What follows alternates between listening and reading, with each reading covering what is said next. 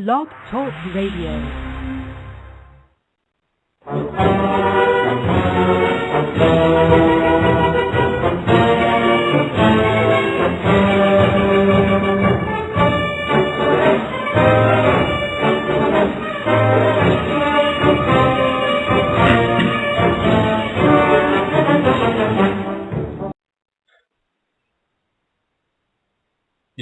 Espere um momentinho, aqui é o Patriota, a voz da resistência, com Henrique Guilherme, voltando de férias. Sim, pessoal, eu estava de férias, eu não fiz aí uns 4 programas, se eu não me engano, mas eu vou repor todos esses programas durante o mês de novembro, ok? Então podem esperar aí semanas com 2 programas de 2 horas de duração.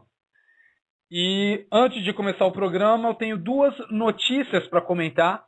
Eu vou tentar fazer isso um pouco mais rápido do que eu costumo fazer, para poder falar sobre todos os assuntos que eu quero falar hoje, que seriam a parte da pauta do programa. Então vamos começar com a perseguição que está acontecendo contra policiais no estado de São Paulo. E no Rio de Janeiro também. Se eu não me engano, no Rio de Janeiro já morreram 60 policiais nesse ano, com a diferença que no Rio de Janeiro não pegaram o Comando Vermelho com uma ordem, com uma determinação para executar todos os policiais que estivessem dando sopa.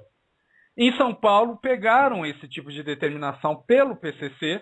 Ainda assim, meus irmãos e irmãs, existe jornalista vagabundo que trabalha na Veja, ok? Na Veja Online, de tal forma que hoje, eu acho que era 5 da manhã ou 6 da manhã, eu li os seguintes títulos e subtítulos de reportagem na Veja Online. O seguinte: segurança pública. Homem morre após trocar tiros com a rota em São Paulo. Ou seja, o cara estava trocando tiros com a rota e não é bandido, não é criminoso, não é vagabundo, não é agente do PCC, não, é um homem. Os senhores estão entendendo a sutileza do vagabundo do jornalista que trabalha lá na Veja. E eu não sei como esses incompetentes não demitem esse tipo de vagabundo. Mas ele continua. Suspeito carregava uma pistola e ignorou ordem de parada na Marginal Pinheiros. Aí os senhores pensam o seguinte: peraí. Então tinha um suspeito, um homem, ok, que não é bandido, não é um vagabundo, não é um criminoso, porque na cabeça do demente que escreveu a reportagem ele não é, que ele só foi vítima, não é? É uma vítima da truculência da rota porque ignorou uma ordem de parada. E é como se os policiais estivessem dispostos a trocar tiro com cada vagabundo que ignora a ordem de parada. Ou seja, os policiais lá, né, truculentos, ostensivos, chegam lá para o cidadão e mandam ele parar, porque ele não para.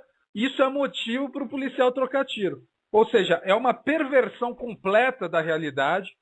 Isso daí não aconteceu dessa forma. É só ler. A própria reportagem do vagabundo já entrega o que estava acontecendo. Foi um vagabundo, um pilantra, que trocou tiro com um policial e morreu. E eu digo mais, bem feito. Bem feito.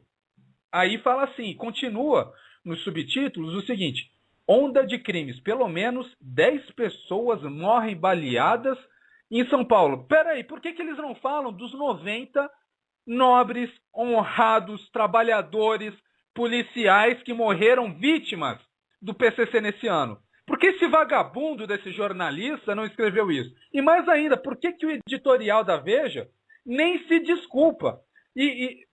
Eu tenho que confessar que eu acho que tem alguém lá no editorial da Veja que lê minhas críticas, porque se os senhores entrarem agora, esse título e o subtítulo não vão estar mais lá. Eles podem dizer que eu estou inventando coisa, mas eu tirei, eu fotografei a foto, tirei uma foto da tela, né, um instantâneo da tela. Então isso daí, esse título e esse subtítulo estavam lá como eu estou passando para os senhores, irmãs e irmãos. Mas é o seguinte, depois das 8 horas da manhã, mais ou menos, esse título e subtítulo não estavam mais lá. Mas eles substituem por um roteiro que é típico da esquerda. que é como é que eu posso dizer? Que é o passo anterior a essa demonização, a essa banalização da segurança em São Paulo, que está sendo colocada em ação pelo jornalista vagabundo que escreveu esse título e subtítulo, que é o seguinte: chamar bandido e vagabundo de suspeito. Ok? Isso daí, não pensem que não é uma tática da esquerda para banalizar a segurança. Eu entendo que muitas pessoas vão falar, não, mas juridicamente a pessoa que trocou tiros ainda não foi condenada, então não podemos chamá-lo na sua casa, ô infeliz. Se tu é advogado e se tu, em todas as etapas da sua vida, fala em juridiquês, o problema é seu. O problema é de retardado que vive assim.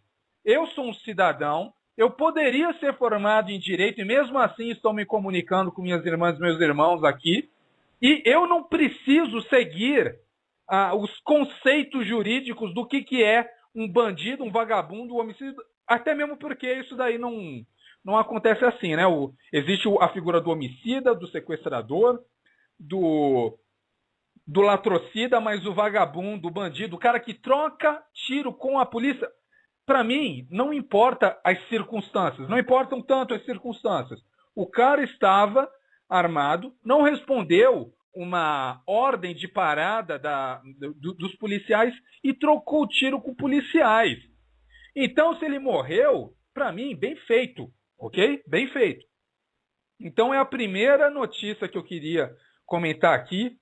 Me desculpem, mas eu fico meio indignado com esse tipo de situação, porque eu vejo que até como é que eu posso dizer, no meio esquerdista, mais, ou então menos imparcial, ok? Me desculpem, menos parcial, existem jornalistas seguindo uma agenda que é nojenta, que eu não consigo digerir isso sem ficar indignado, ainda mais tendo em vista que ontem morreu a 90ª cidadã, 90ª policial militar em São Paulo com 2 tiros nas costas.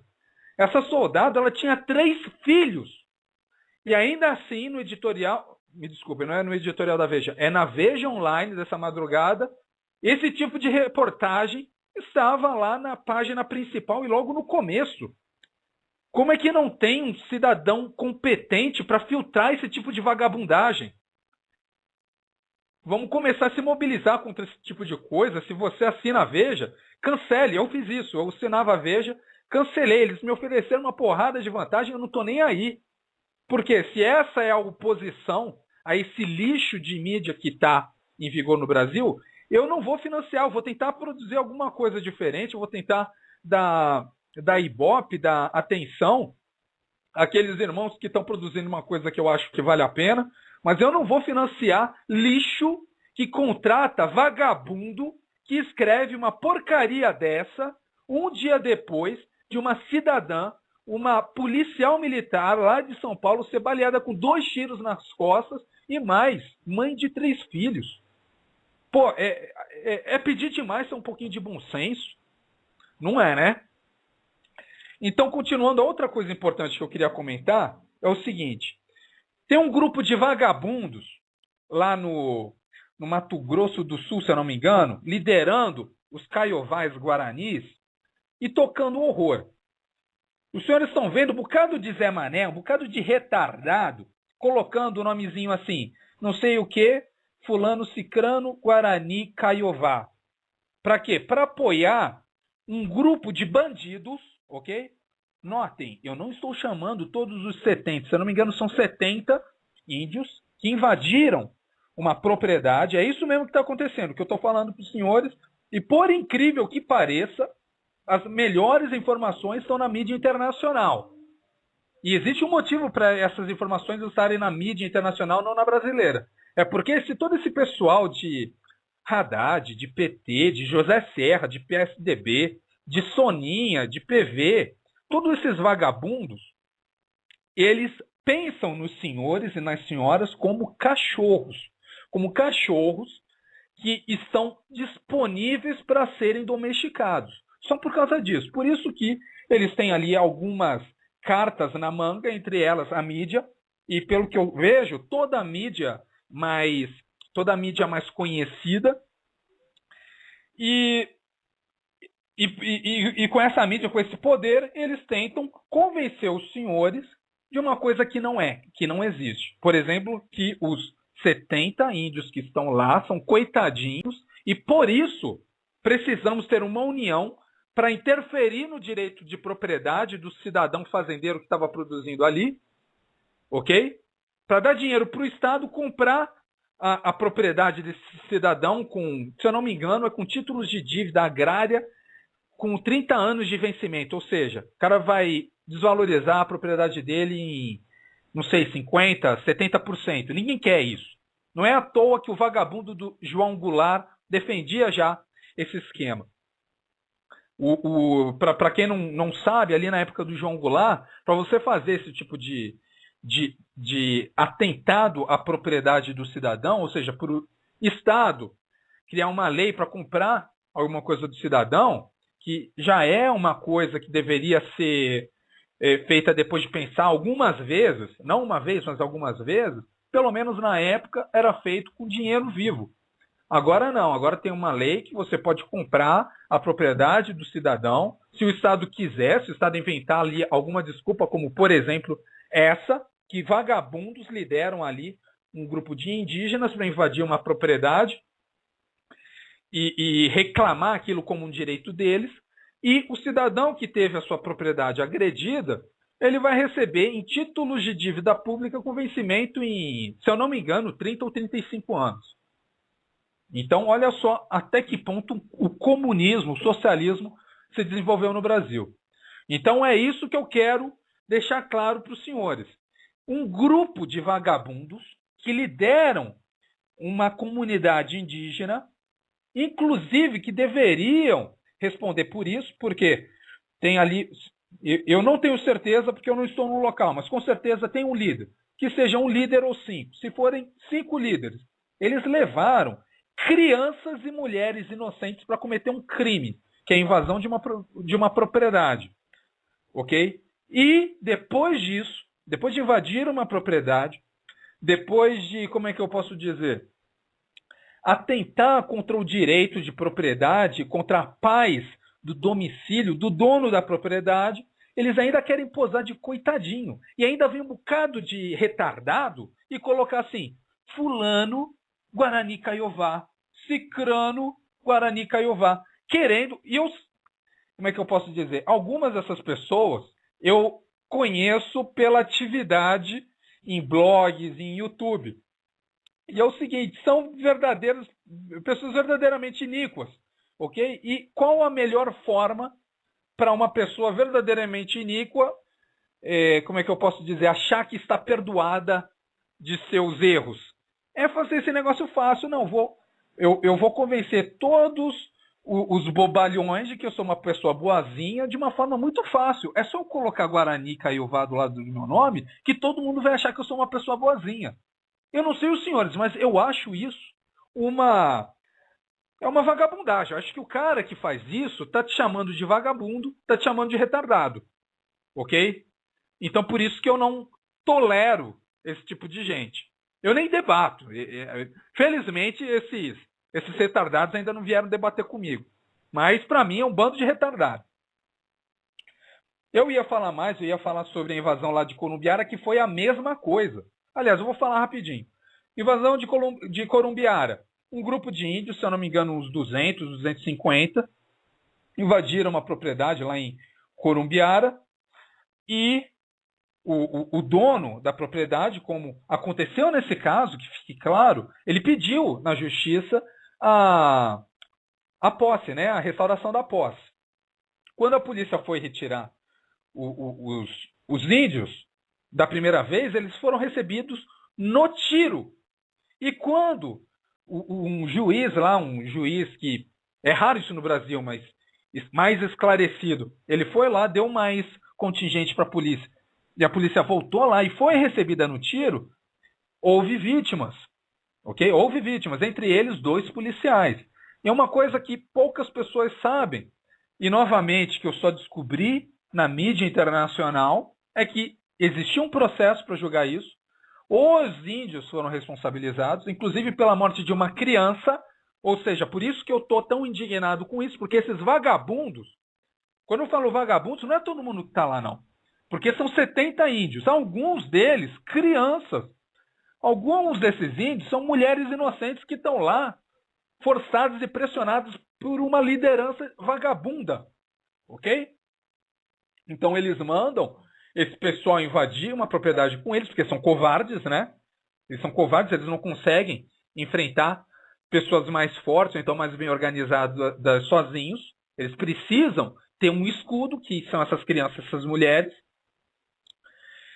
E ainda recebem as forças públicas, as autoridades, a polícia, no tiro.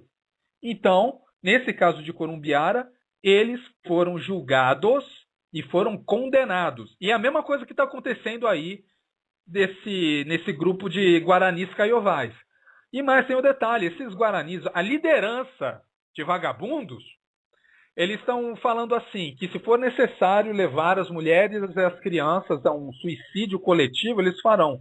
Ou seja, o que a justiça tem que fazer agora é entrar agora lá, separar aquelas mulheres e as crianças em algum local, em algum albergue temporário, e pegar essa liderança que está expondo a vida dessas crianças e mulheres em risco e condenar e prender.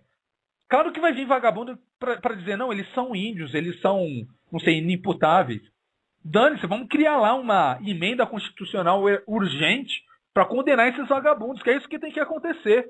O que tem que acontecer é isso, não é um bocado de retardado colocar Guarani Caiová do lado do nome.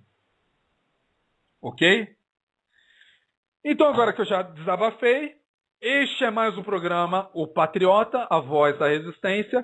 Voltando depois de mais ou menos 21, 22 dias de não descanso, porque minhas viagens sempre são cansativas. Por exemplo, em 29 de dezembro eu andei pelo menos 15 milhas, 24 quilômetros, um pouquinho mais de 15 milhas.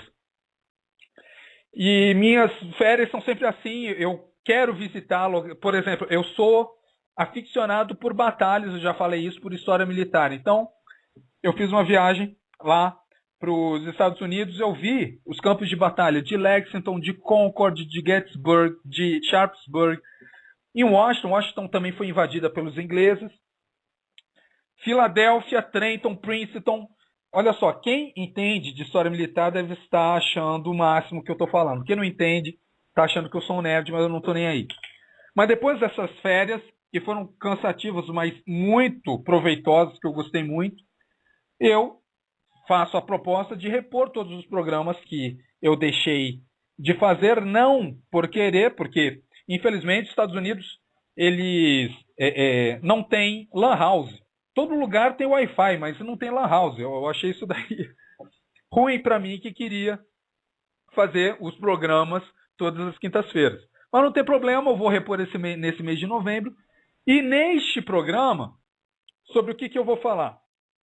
Vamos lá, eu vou falar sobre os prêmios que acabaram, os prêmios que estão em andamento e os prêmios que irão acontecer, ok? As promoções que eu faço aqui no programa. Eu vou falar sobre, vamos ver, sobre os concursos que acabaram, já falei isso. Sim, eu vou falar sobre o artigo do Pondé. O nome do artigo era Uma Vida para Doentes Mentais, ok?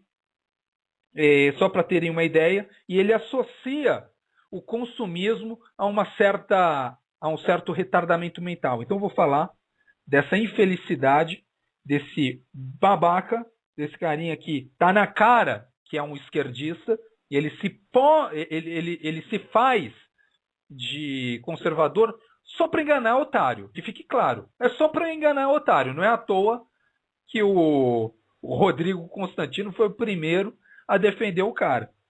E em falar em Rodrigo Constantino, eu vou falar sobre o instituto dele, que tem seguido a agenda ambientalista. E no final eu vou falar dos integralistas. Os senhores conhecem os integralistas?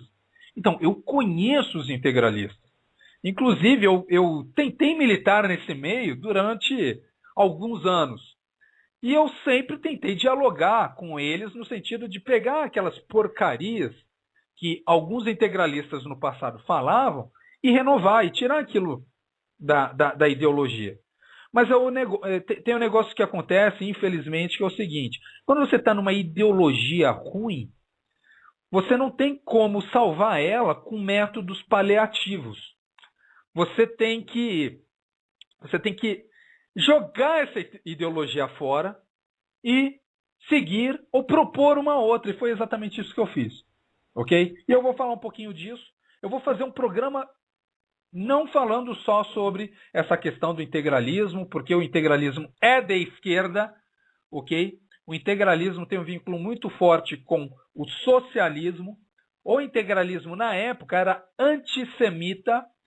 Eu tenho até livros que eu vou comentar hoje, se eu tiver tempo, do Plínio Salgado, mostrando como ele tinha essa visão negativa do povo judeu, do povo hebreu, do povo semita, e ele usa essas palavras no livro A Quarta Humanidade, e eu vou comentar aqui. E, pois bem, este vai ser o programa de hoje. Eu vou começar depois da música, que eu cortei para poder fazer essa introdução, mas fiquem com Fibra de Herói novamente. Daqui a pouco eu estou de volta, falando primeiro sobre os concursos, os prêmios, depois sobre o Pondé, depois sobre o Instituto Millennium e a agenda ambientalista, enfim, sobre o integralismo. Só um detalhe aqui para quem assistiu, quem ouviu o programa de 12 de outubro, que eu tirei do ar porque eu achei que ele não estava com a qualidade adequada para nós, ok? Para os senhores, para as senhoras, para mim. Eu achei que precisava fazer um programa melhor. E naquele programa eu falei também sobre o anarcocapitalismo. Se eu não conseguir falar sobre isso hoje, eu vou fazer o próximo programa exclusivamente sobre anarcocapitalismo, para mostrar como isso daí é uma utopia, o que é uma coisa de doido, como não existe, isto não existe, ok? E vou falar também sobre o integralismo de uma forma mais aprofundada do que eu vou falar agora, porque no programa de hoje eu só vou usar esse livro, A Quarta Humanidade, para mostrar a verdadeira faceta do integralismo. No próximo programa eu vou falar sobre o debate que eu tive aí com alguns líderes integralistas atuais e desmascarei todos eles como esquerdistas de fato, ok? Então, aguardem aí 2 minutinhos, fiquem com Fibra de Herói, que daqui a pouco eu estou de volta. Muito obrigado e até logo, irmãs e irmãos.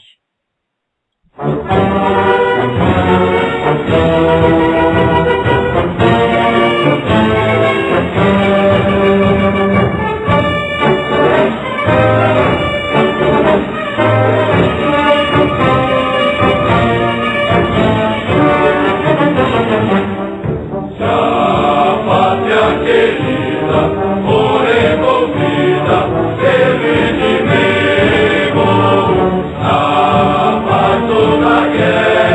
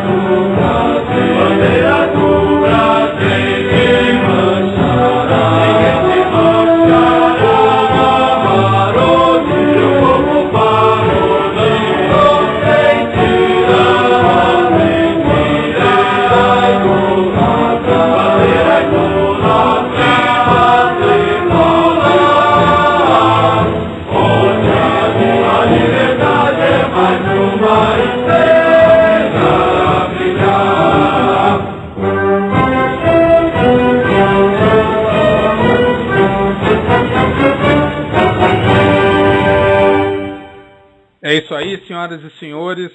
Estou de volta.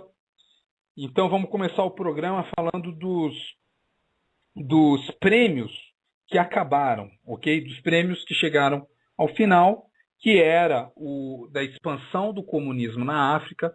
Como todos viram lá na página do Patriota, tinham condições a serem atingidas. Quem fizesse ali um resumo sobre a expansão do comunismo na África poderia ganhar R$ 500. Infelizmente, eu vou ter que manter esses recursos porque ninguém me apresentou o trabalho no devido tempo, ok? Era para ter me mandado o trabalho até dia 31 de outubro, com a prorrogação ainda por cima, ok?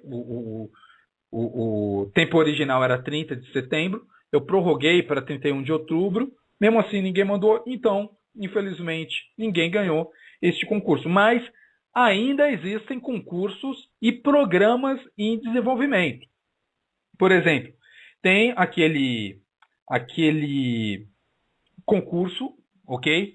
Como é que eu posso dizer? Prêmio, que eu vou dar R$ 50 para as 3 melhores fotos de placas criticando o comunismo no meio de uma passeata cívica durante o mês de novembro, ok? Provavelmente vai ter aí celebrações patrióticas no mês de novembro, todos sabem disso.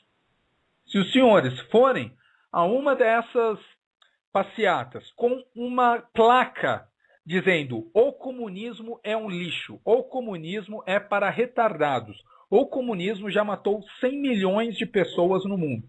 Das 100 milhões de pessoas que o comunismo matou no mundo, pelo menos 50 milhões foi por pura incompetência, não incompetência necessária dos governantes, mas do sistema. O sistema impôs à população um regime de fome em que morreram mais de 50 milhões de pessoas, ok? Então, se os senhores fizerem placas criticando o comunismo, forem a essas passeatas, ok? Eu só vou aceitar nessas situações. Forem na passeata, tirarem a foto no meio de todo mundo, eu vou colocar essas fotos lá no grupo Patriota. Essas fotos vão receber likes ou não vão receber nada. E aquelas fotos que tiverem mais gostei, vão receber, eu vou mandar R$ 50. Na verdade, eu vou depositar na conta, vou pedir isso. Se não tiver conta, fala o endereço que eu vou mandar o dinheiro. Ok? Então, esse daí é um dos concursos que estão aí, que estão vigentes. O outro concurso que existe, que não é nem concurso, é uma atividade, que são os grupos de leitura. Quem quiser participar desses grupos de leitura tem que entrar lá no grupo O Patriota, tem que fazer parte, tem que solicitar ser membro desse grupo e procurar um post específico sobre os grupos de leitura, onde eu coloco, se eu não me engano, são 40 ou 50 obras que os senhores têm que saber, ok? Eu entendo que nem todos sabem, então eu estou pedindo 3 condições para entrar nesses grupos de leitura. A primeira condição, os senhores precisam me mandar uma lista com pelo menos 2 obras dessa lista de leitura ou das listas de leituras que eu estou indicando lá no grupo, que os senhores já leram. Pelo menos 2 obras, ok? Pode ser mais, eu acho até melhor que sejam mais obras. Mas eu estou exigindo pelo menos 2 obras dessa lista e dos outros grupos de leitura que os senhores tenham lido e estejam preparados, pelo menos medianamente preparados, para fazer uma apresentação. A outra condição que eu estou colocando é mandar uma segunda lista com as obras que os senhores têm mais interesse em conhecer daquela lista de leitura. Porque a minha lista de leitura, eu estou preparado para fazer uma apresentação, para fazer um resumo para as senhoras e para os senhores, de pelo menos 2 horas ou 3 horas eu consigo fazer com que os senhores entendam o que tem naqueles livros. Qual é a mensagem daqueles livros. E os senhores precisam estar preparados também. Não se preocupem muito se os senhores estão se sentindo inseguros, porque todos que mandarem essas listas vão ter uma primeira aula, uma primeira palestra comigo. E eu vou ensinar como é que se faz a apresentação. Existe um método para fazer essa apresentação. Ok? Então não se preocupem com insegurança. E mais, se os senhores estão preocupados com insegurança, é um motivo a mais para fazer, porque é uma forma de treinar sua liderança, treinar sua oratória, treinar seu espírito de corpo. Ok? Enfim, existe uma terceira lista, onde os senhores vão colocar os horários e dias disponíveis. Para quê? Para que eu faça toda a logística dos grupos que irão acontecer e não necessariamente eu vou estar em todos os grupos. Eu acho que eu vou estar... A minha esperança é que um dia eu esteja numa minoria, não porque eu não vou participar, mas porque vai ter tanta gente que é impossível estar em todos os grupos. Então, mandem essas 3 listas, mandem lá no grupo O Patriota, para todos verem, ok? Podem me mandar por e-mail também, mas eu prefiro que mandem lá para o grupo O Patriota e eu vou fazer todo esse trabalho de logística e administração. Enfim, como o último concurso terminou sem um vencedor, eu vou propor um outro, ok? E esse outro concurso se chama Faça o Nosso Senso Comum. Para quem não sabe, o Senso Comum foi um documento, foi um panfleto escrito por um patriota chamado Thomas Paine durante a Revolução Americana, que inspirou os rebeldes a romper com aquela ideologia escravista, monarquista, e se tornarem verdadeiros defensores da liberdade, verdadeiros republicanos. Muitos deles já estavam nesse espírito, mas essa obra é importante porque ela funcionou meio como uma catalisadora do processo. Muitas pessoas compraram essa obra, queriam uma cópia dessa obra. Ela foi lida, dizem, por praticamente todos os colonos rebeldes e ainda hoje é muito falada nos Estados Unidos.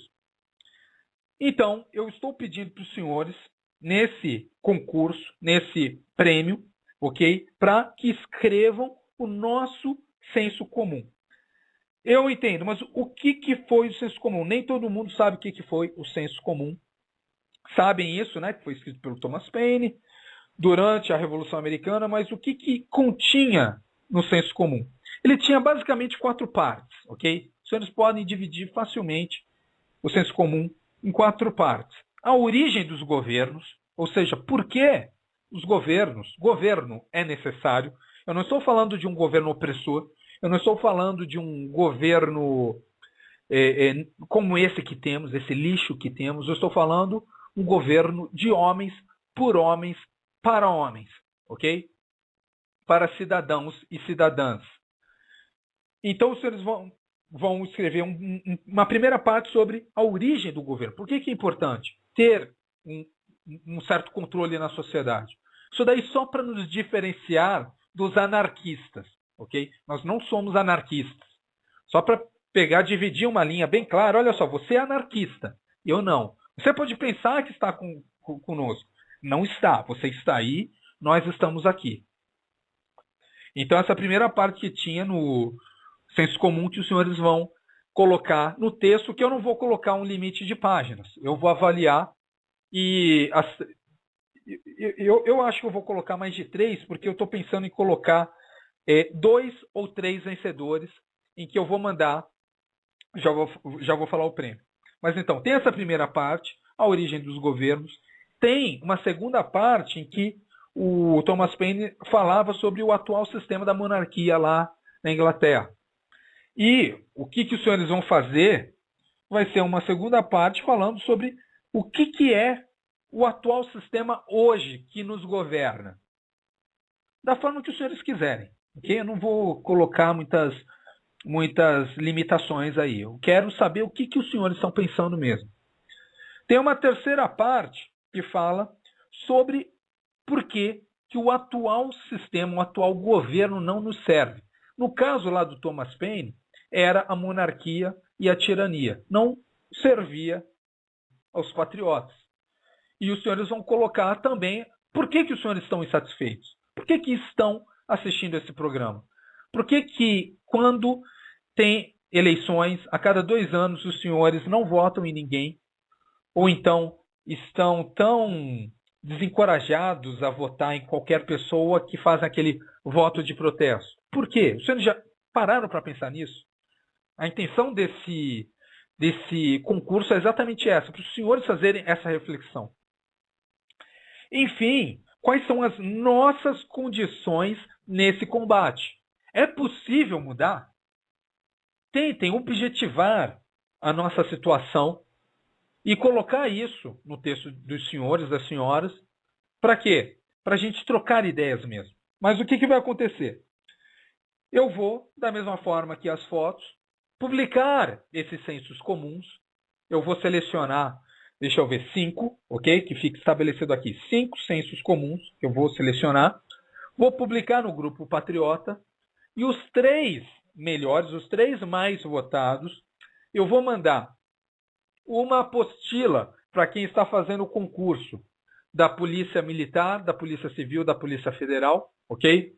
Ou de alguma arma, ou de algum quadro ou serviço do Exército, da Marinha e da Aeronáutica, mais um livro que os senhores escolherem dessas listas de leitura que eu publiquei no Grupo Patriota. Esses são os prêmios. Então, se os senhores quiserem participar, eu não estou colocando limite de folhas, os senhores coloquem o que o coração das senhoras e dos senhores estiver dizendo para os senhores escreverem. O que importa é que os senhores criem na cabeça dos senhores esses conceitos de uma forma mais objetiva. O que é governo e por que somos governados e por que é necessário um certo governo? Depois, o que é esse governo que temos? Uma coisa é falar de governo, outra coisa é falar do nosso governo. Terceira coisa, por que esse nosso governo não nos atende? E, de fato, não nos atende. Eu nunca votei em ninguém porque, me desculpem, mas eu acompanhei os debates do Rio e de São Paulo. Quando nós temos eleições de municípios enormes como Rio de Janeiro e São Paulo, em que os temas principais, os temas mais debatidos é metrô, calçada e meio ambiente, eu sei que estamos num país de escravos. Ainda mais quando fala de calçada. Pô, a gente está no meio de uma eleição para o estado de São Paulo e de repente vem aqueles comunistas vagabundos falar que o maior inimigo das classes, o maior inimigo dos idosos é a calçada.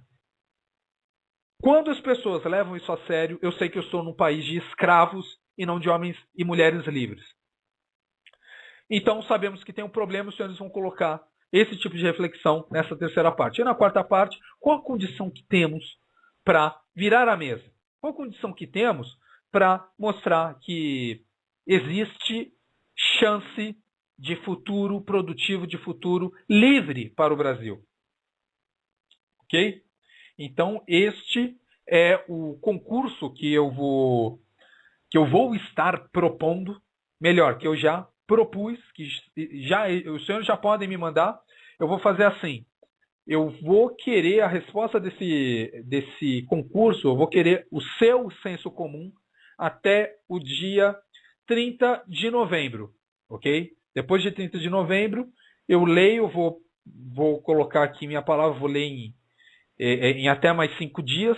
No dia 5 de dezembro, eu vou colocar lá no site, no grupo O Patriota, e o vencedor vai receber esses prêmios de Natal. As 3 melhores obras, ok? Os 3 melhores sensos comuns vão receber esses prêmios. Uma dessas apostilas, ao gosto do vencedor, e qualquer livro que esteja naquelas listas de leitura. Então, continuando para o caso do Pondé, né? O Pondé, para ter uma ideia, ele acha que os senhores, as senhoras, são tão massa que ele pode escrever um artigo como esse que ele escreveu, que foi uma sociedade de loucos, como é que é? Uma vida para doentes mentais, e achar e ter qualquer esperança de posar como conservador. Inclusive, eu tenho certeza que os senhores concordam comigo. Qualquer pessoa que escreva para a Folha de São Paulo não pode jamais pensar que pode posar de conservadora sem duas consequências. Ou que as pessoas conservadoras vão achar que elas são ridículas, ou as pessoas inteligentes vão achar, vão saber que ela acha que os conservadores são burros, são retardados. Ou seja, Pondé não é conservador, não é sequer de direita, e pelo conteúdo dessa porcaria desse artigo que ele escreveu, os senhores vão tirar as próprias conclusões. Por quê? Ele fala assim: aquilo que as ditaduras marxistas não conseguiram realizar plenamente, a formatação do homem para a condição de gado ou de doente mental, a liberdade de consumo das democracias ocidentais estão conseguindo. Olha só, no parágrafo seguinte ele diz que concorda com essa afirmação, porque essa afirmação não é originalmente dele. É de um autor babaca lá que ele deve respeitar, porque leu lá o autor e ele diz que concorda. Então vamos ver se nós entendemos, seu Pondé. Então, a liberdade do consumo dos países capitalistas cria retardados, é isso? Porque o senhor concordou com a seguinte afirmação: a liberdade de consumo das democracias ocidenais estão conseguindo o quê? A formatação do homem para a condição de gado ou de doente mental. Por trás disso existe a seguinte premissa: a liberdade, só para deixar mais claro para os senhores, a liberdade de consumo, mas a liberdade tem uma consequência negativa. É o que podemos esperar de qualquer esquerdista retardado, meus irmãos, minhas irmãs. Não é à toa que eu me manifestei no ato a esse artigo. Inclusive, teve um debate aí meio acalorado com o Rodrigo Constantino, em que eu me decepcionei muito com ele. Eu costumava defender ele, ainda mais nos debates dele contra o Olavo de Carvalho. O problema do Olavo de Carvalho é que, às vezes, ele fala uma besteira. Mas essas besteiras dificilmente são do tipo que me fazem suspeitar que ele seja algum tipo de esquerdista. Agora, as pisadas de bola do Rodrigo Constantino são assim, claras no sentido de apontar ele como pelo menos uma pessoa com uma cultura esquerdista. Só para não deixar no vácuo, uma das coisas que eu vi recentemente do Olavo de Carvalho e que eu achei uma besteira é aquela questão do Dom João VI, que ele fala, não, Dom João VI criou o Brasil e não existe nenhum filme sobre ele. Pô, se o Dom João VI criou o Brasil, é mais um motivo para eu odiar o Brasil, porque o Dom João VI, porque o que existe no Brasil é realmente só uma continuação de uma, como é que eu posso dizer, de uma oligarquia de retardados controlando e domesticando e escravizando o resto da população. Agora, querer fazer filme sobre o retardado, o vagabundo do João VI, de uma forma bonitinha, pelo amor de Deus, né? Mas pelo menos não é o tipo de coisa que vai me fazer pensar que o cara é um esquerdista, coisa e tal. Agora, essa pisada de bola do Rodrigo Constantino foi o primeiro sinal de alerta, e no último programa eu falei, pô, o Rodrigo Constantino, ele apoiou este artigo ideologicamente marxista comunista. E, ao mesmo tempo, ele estava fazendo propaganda de um congresso sobre economia verde no Instituto Milênio. E eu falei assim, não, eu ainda não tenho certeza sobre que posição eu vou adotar em relação ao que eu acho, minha opinião sobre o Rodrigo Constantino. Isso daí tudo vai depender dele cancelar essa apologia ao ambientalismo que o Instituto supostamente liberal, que de libertário não é nada, já que abrir os braços para essa agenda ambientalista se ele tivesse cancelado esse concurso, esse congresso. E ele não cancelou. Então, depois disso, ele colocou, inclusive, eu recebi lá os feeds no Facebook, como se fosse uma coisa positiva. O carinha lá chamando toda a cadeia de produção dele para discutir sobre os impactos ambientais. Aí eu penso, puta que pariu, se eu sou um produtor, um capitalista, com tantos problemas que tem o Brasil, de imposto, de governo retardado, de governo corrupto, de pessoas, de mão de obra não qualificada, e vem um retardado na minha cadeia de produção e fala assim, não, vamos se reunir todo mundo para falar sobre abraçar árvores. Eu tiro esse cara da minha cadeia de produção. Eu não estou nem aí, eu assumo minhas consequências. E, para não dizer que eu não faço isso, eu sou como é que eu posso dizer? Eu não sou propriamente um produtor, mas eu sou um consumidor. E como consumidor, eu tiro da minha cadeia de produção todos os palhaços que tentam empurrar essa agenda. Por exemplo, eu fiz lá um boicote ao Pão de Açúcar depois que eu vi que eles estavam comprando essa ideia de achar que é melhor que o cliente. De repente, os senhores vão lá fazer compras no Pão de Açúcar e parece que os retardados lá que lideram os supermercados acham que eles são eticamente, moralmente melhores que os senhores porque eles querem te ensinar ambientalismo. Peraí, amigão. Quem decide sobre minha posição sobre o meio ambiente, e principalmente sobre esses vagabundos que trabalham para ONGs, que querem enterrar toda a produção do Brasil por meio de leis tiranas, sou eu. Não é um supermercado. Entendeu, Abílio Diniz? Não é um supermercado que vai me ensinar sobre ambientalismo. Sou eu, lendo, me informando. E quando vem um retardado, que faz parte aí de qualquer cadeia de produção e produz para mim, que eu sou o consumidor final de toda a cadeia de produção que vende alguma coisa para mim, eu vou tomar essa decisão. Ah, tá vendendo mais barato? Eu não tô nem aí. Eu vou comprar ali do carinha que tá vendendo mais caro, mas pelo menos me trata como cidadão. Não como uma criança que acha que porque eu tô no seu supermercado, eu vou aprender sobre ambientalismo. Ok? Mas continuando, eu acabei fazendo esse devaneio, mas ainda vou falar mais sobre ambientalismo quando eu falar de uma forma mais profunda sobre essa agenda ambientalista que parece que o Instituto Milênio do Rodrigo Constantino adotou. Então, continuando.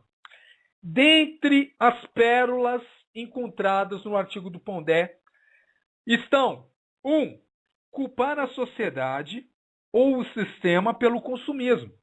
O Pondé diz: para as sociedades ocidentais funcionarem, temos que comprar. Para comprar no nível que a máquina econômica nos pede, temos que, mais do que comprar, consumir sempre e cada vez mais. Ou seja, isso daqui, só para responder lá no debate que eu tive com o Rodrigo Constantino, que o babaca do Pondé está culpando o sistema. Ele não está falando que as pessoas consomem, a responsabilidade delas, dane-se. Ele está falando assim, elas só consomem mais porque o sistema exige. A máquina econômica pede. Ok? Então não me venha com falácia de que ele estava falando sobre... Não estava culpando o sistema como todo bom comunista. Porque ele estava. Depois, diz que se você consome com alegria e livremente, tu se torna um gado pacificado. Olha só que legal! Então agora temos aí um babaca querendo posar de conservador, querendo posar de eu não ser libertário, de não esquerdista, dizendo que se eu consumo livremente e com alegria, eu sou um gado pacificado. Peraí, então se por exemplo eu estou no Natal, eu trabalho pra caramba, recebo meu salário, quero comprar bons presentes para os meus filhos. Então, e eu não tenho nenhuma culpa por isso. Muito pelo contrário, eu estou esperando ver os meus filhos felizes, minha esposa feliz, meus pais felizes. E por isso eu sou um gado pacificado, dá vontade de mandar se fuder. Ok? Me desculpe pelas palavras, mas dá vontade. Porque, não só porque ele fala isso, porque o cara que fala isso é de esquerda, a gente já sabe. O problema é que ele fala essas porcarias e quer posar de direitista. Está lá no livro. Por que virei à direita? Eu não sugiro que ninguém compre esse livro. Inclusive, já fiz uma crítica a esse livro. Eu falei, se alguém quiser esse livro, for de Brasília, não compre. Fale comigo que eu vou dar esse livro para você. Ok? Eu não vou queimar o livro também. Eu vou dar só para você não financiar aquele babaca, só para ver que aquele babaca é um comunista infiltrado. Porque, lendo o porquê virei à direita dele, para mim é um esquerdista querendo fingir que não é tão esquerdista, porque ele não é incisivo em dizer assim, eu sou de direita, eu sou ou conservador ou um libertário de fato, e não esses de mentirinha que estão surgindo por aí, que na verdade são anarquistas. Ele em nenhum momento é contundente a esse ponto. Mas vamos continuar. Portanto, ao consumirmos livremente e com alegria, somos o gado pacificado que os regimes marxistas tentaram criar e não conseguiram. Ok? Só para reforçar essa ideia que eu estou narrando aqui, que está no texto dele, e essa última frase que eu disse está no texto dele. Ele diz que se o senhor conserve livremente com alegria, o senhor é um gado pacificado como se fosse produto do marxismo. Ou seja, se o senhor é aquele capitalista, é aquela pessoa que não tem esse preconceito que os marxistas, os esquerdistas vagabundos têm do sistema capitalista, e tem um pouquinho de dificuldade de raciocínio, os senhores leem esse tipo de coisa e pensam assim, peraí, então eu estou sendo capitalista, mas está sendo para o bem dos marxistas. Então eu vou deixar de ser capitalista e vou ser socialista ou marxista, ou então alguma coisa louca lá que o dono do raciocínio do Pondé quis, ou então quer ainda. Ok? Mas ele fala assim, ele fala que tem verdadeiro nojo, é até difícil de ler essas porcarias. Ele revela que tem verdadeiro nojo da sociedade de mercado livre. Tem essa frase no texto lixo dele. Só alguém sem alma pode ver um shopping center no fim de semana e não ter vontade de vomitar. Peraí, é só alguém sem alma que vai num fim de semana ver toda aquela alegria, o pessoal consumindo, comendo no McDonald's, comendo comida mais barata e tem vontade de vomitar? Eu acho que é o contrário, seu Pondé. Eu acho que a pessoa que vai a um shopping center, ou então que passa na frente de um shopping center, ainda mais numa época de festa, e tem vontade de vomitar, tem alguma síndrome psiquiátrica. E eu estou falando sério. Se o senhor realmente, quando passa em frente ao supermercado ou a um centro de consumo, tem vontade de vomitar, consulte um psiquiatra. O senhor não está bem. Ok? Isso daí é um probleminha da mente. O senhor precisa tratar essa ânsia de vômito causada, provocada pelo consumo alheio. Os senhores perceberam a sutileza? Tanto dele quanto a minha. O cara tem nojo quando vê as pessoas consumindo. Ou seja, ele tem um mal-estar quando vê o consumo alheio. Ou seja, ele tem inveja. Olha só a minha sutileza também. É inveja do Pondé. Pelo menos parece que é. E eu não vi nenhum tipo de artigo-resposta. E até lá, vai continuar sendo tratado como comunista infiltrado. E mesmo depois, você vai precisar escrever muita coisa para se desfazer desse estigma que vai persegui-lo pelo resto de sua carreira de comunista infiltrado. E o senhor Rodrigo Constantino também está correndo o risco de isso acontecer com ele também. Eu vou falar isso depois da próxima música, mas antes, deixa eu terminar aqui minhas críticas ao texto do Pondé. Então, o Pondé, no melhor estilo esquerda caviar, afirma que se as senhoras e os senhores consomem sem um certo mal-estar, ele fala isso. Se a senhora, o senhor consome sem um certo mal-estar, o senhor e a senhora são doentes mentais. Quer ficar mais interessante? Ele fala assim, que se a sua mãe ou a sua filha consomem sem um certo mal-estar, a sua mãe e a sua filha são doentes mentais. O que o senhor acha disso? Amigo conservador, amigo libertário, amigo irmão de direita. Eu acho isso agressivo. Eu não tenho nenhum problema de dizer isso. Não é à toa que eu estou usando esse tom. Não é à toa, não é porque eu sou agressivo, revoltado, que eu estou chamando esse senhor de vagabundo comunista infiltrado. É porque o que ele fala tem um impacto nas pessoas, ok? Então, quando ele fala, olha só as palavras dele, um certo mal-estar com relação à sociedade de consumo é necessário se você quiser manter sua saúde mental em dia. Ou seja, se a sua mamãe, a sua vovó ou a sua filhinha consomem sem um certo mal-estar, elas não estão bem da cabeça. É isso que esse retardado está falando. O que o senhor acha disso? Ok? Então, aquelas pessoas que falaram que eu estou exagerando, em primeiro lugar, eu não preciso da interpretação de ninguém para interpretar os textos que eu leio. Ok? Como quis fazer o Rodrigo Constantino. Ele a todo momento falava assim, não, você não está entendendo. O que ele quis dizer? O que ele quis dizer, eu sei, eu li. Senhor Rodrigo Constantino, não preciso da sua interpretação, que pelo que eu vi foi completamente errada. Inclusive, não é em todo momento também, mas tu usou ali uns 3 ou 4 ad hominis contra mim, que eu não respondi à altura, para mostrar que o senhor estava errado e eu estava certo. E eu não tenho nenhum problema de falar isso. Tem gente que fala, não existe certo ou errado, dane-se. Existe uma coisa certa, existe uma coisa errada. Podemos dizer que o Pondé tem uma ideologia de esquerda, sim. Esse artigo diz muita coisa sobre o Pondé, sim. E, enfim, deixa eu só fazer uma conclusão antes de malhar o Rodrigo Constantino. Vamos lá. Então, olha só. Esse pessoalzinho que está infiltrado, por mais que eles escrevam algumas coisas que coincidam com o nosso arsenal, com o arsenal conservador, o arsenal libertário, esse pessoalzinho continua sendo de esquerda. Ok?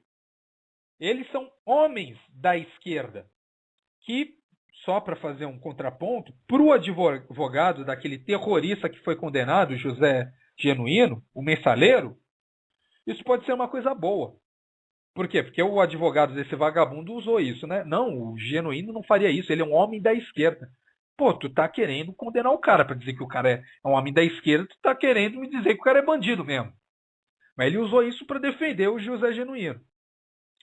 Então, olha só, o artigo do Pondé demoniza um novo ópio do povo, que é a sociedade capitalista que teve sucesso em meter um pé na bunda daquela porcaria soviética que tinha na União Soviética e que hoje está de uma forma muito branda e escondida.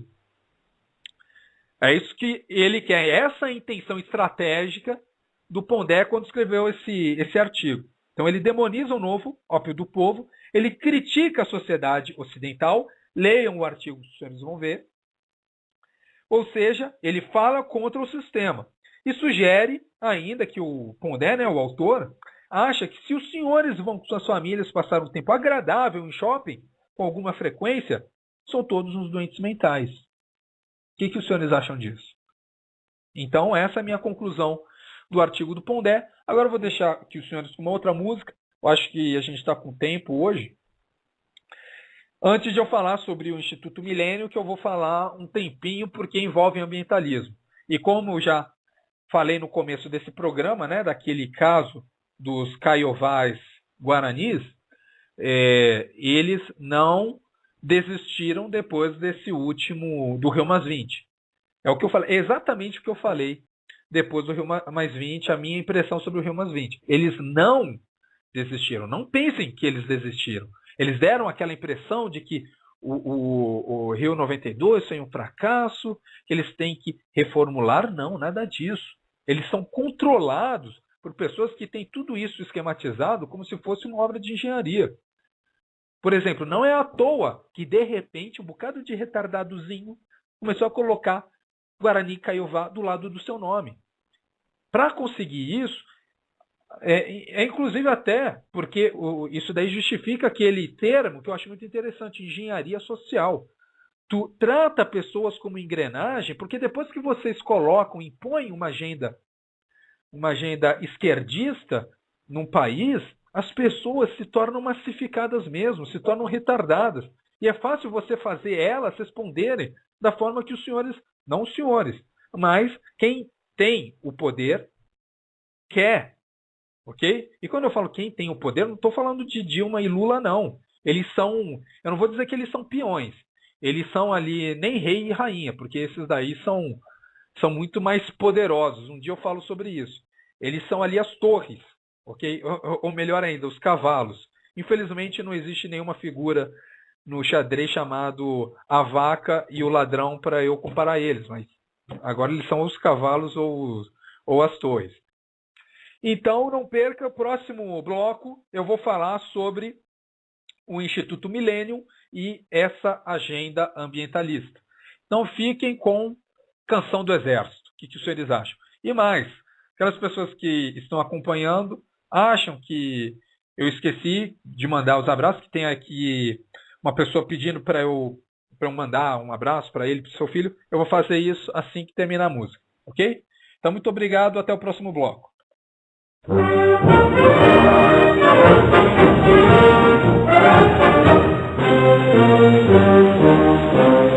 Nós somos a pátria guarda, fiéis soldados, por ela amado. Nas cores de nossa pátria, brilha a glória, cuja vitória em nosso valor se encerra toda a esperança que o povo alcança. Quando altiva fora a terra, brilha a glória, cuja vitória a paz queremos com fervor. A guerra todo causador, porém se a pátria amada por um dia ultrajada, lutaremos sem temor. A paz queremos com fervor. A guerra todo causador, porém se a pátria amada por um dia ultrajada, lutaremos sem temor. Como é sublime saber amar, com a alma adorar, até onde se nasce, amor febril pelo Brasil, do coração.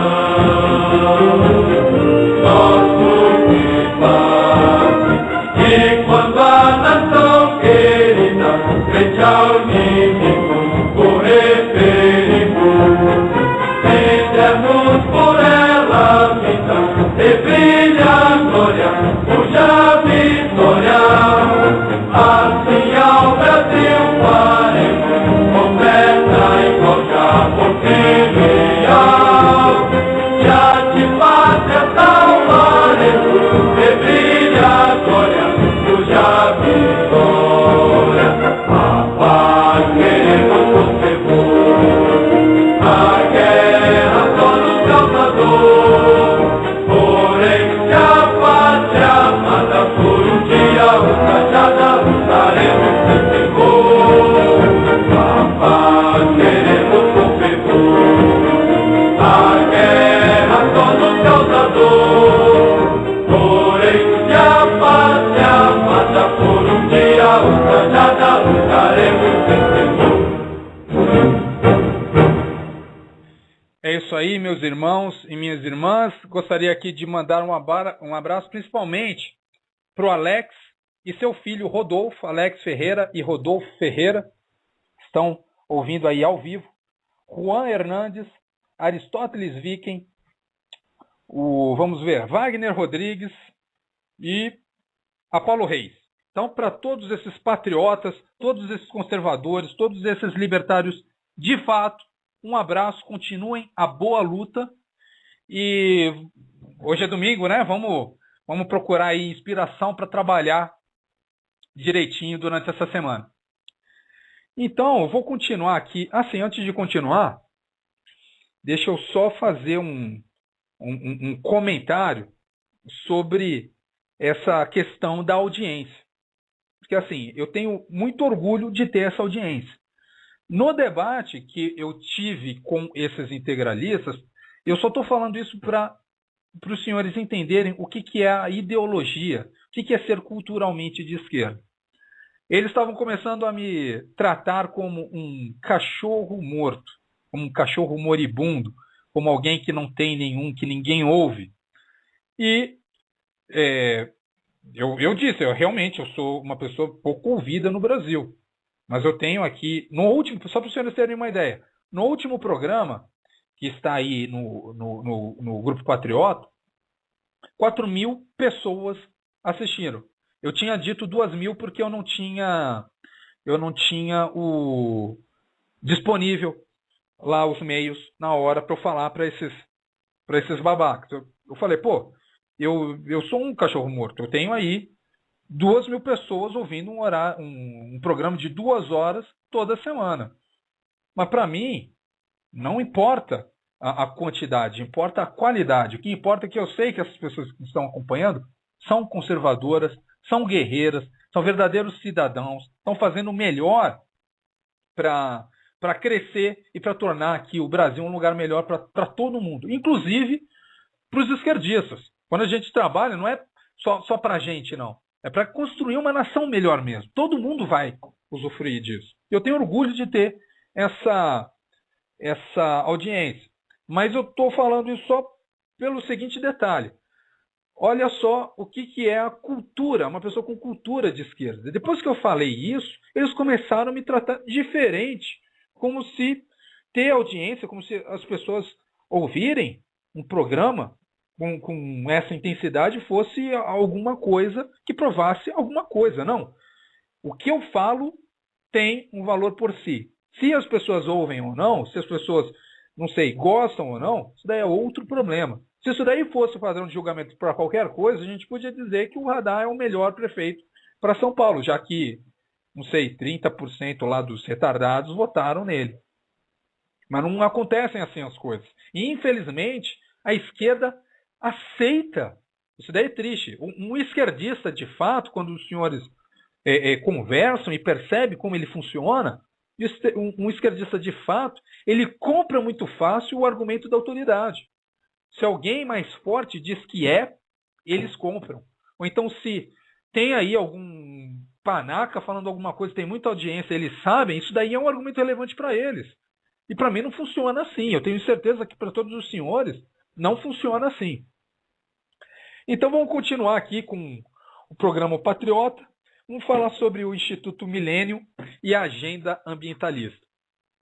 Mas olha só, eu vou falar muito mais sobre a agenda ambientalista e os perigos que ela representa do que o Instituto Milênio. Só quero deixar claro que o Instituto Milênio, do Rodrigo Constantino, promoveu um congresso vendendo esse conceito retardado e não libertário, porque não é libertário, da economia verde.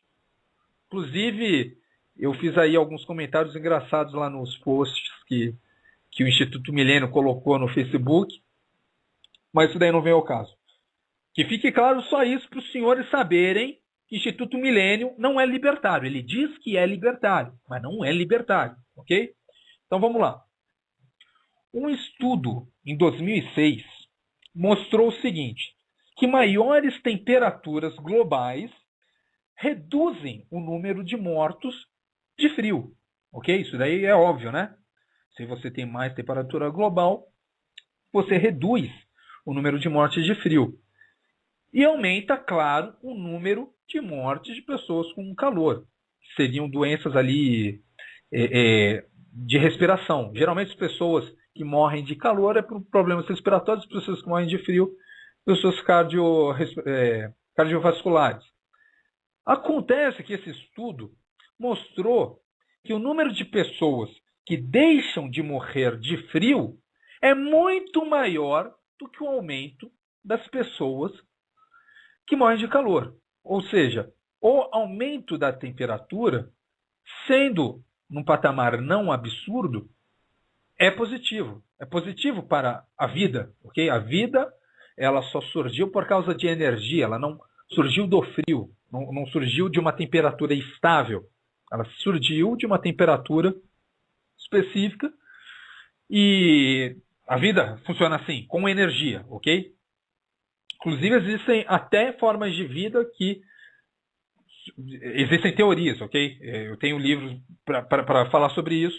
Se os senhores quiserem mais informações, eu posso até postar aí alguma coisa sobre isso. Mais formas de vida que surgiram perto de vulcões ativos, ou seja, em uma temperatura maior do que o que os senhores podem esperar que é normal. Então, a temperatura é boa. Por quê? Porque a temperatura implica energia, transferência de energia. E se há energia envolvida, você tem vida.